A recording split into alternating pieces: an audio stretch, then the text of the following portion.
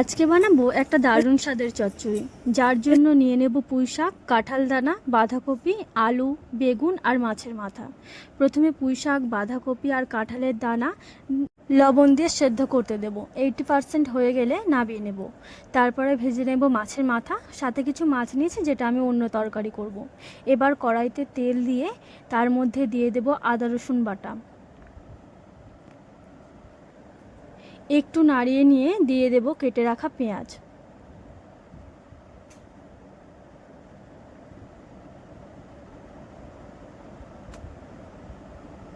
পেঁয়াজটা একটু ভাজা হয়ে গেলে দিয়ে দেব কেটে রাখা কাঁচা লঙ্কাগুলো।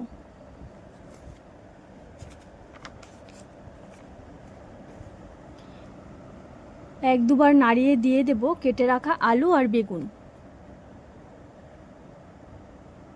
এবার এগুলো 5 থেকে 6 মিনিট মতো কষিয়ে নিয়ে দিয়ে দেব সেদ্ধ করা সবজিগুলো।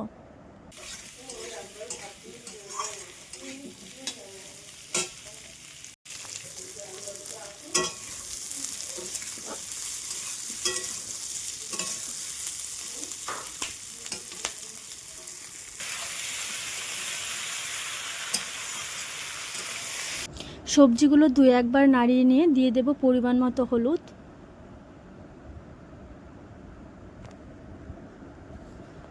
পরিমাণ মতো লঙ্কার গুঁড়ো,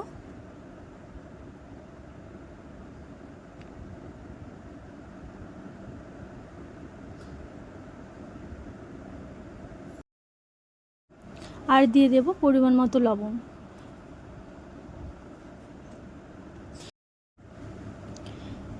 এবার সবজিগুলো 8 থেকে 10 মিনিট মতো কষিয়ে নেব ভালো করে।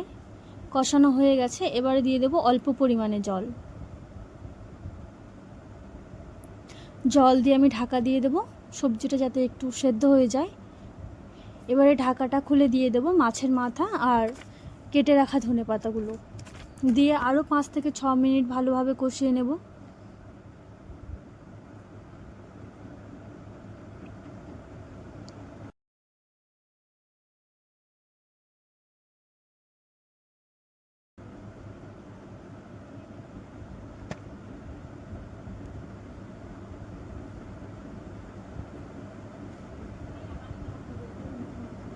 আবার একটু ঢাকা দিয়ে দেব, দিয়ে ঢাকা খুলে একটু ভালোভাবে নাড়িয়ে নেব।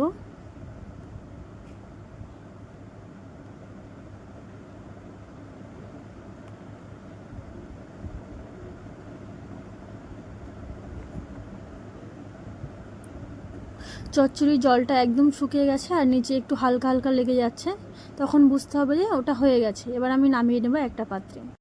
টাটা, দেখা হচ্ছে নেক্সট ভিডিওতে।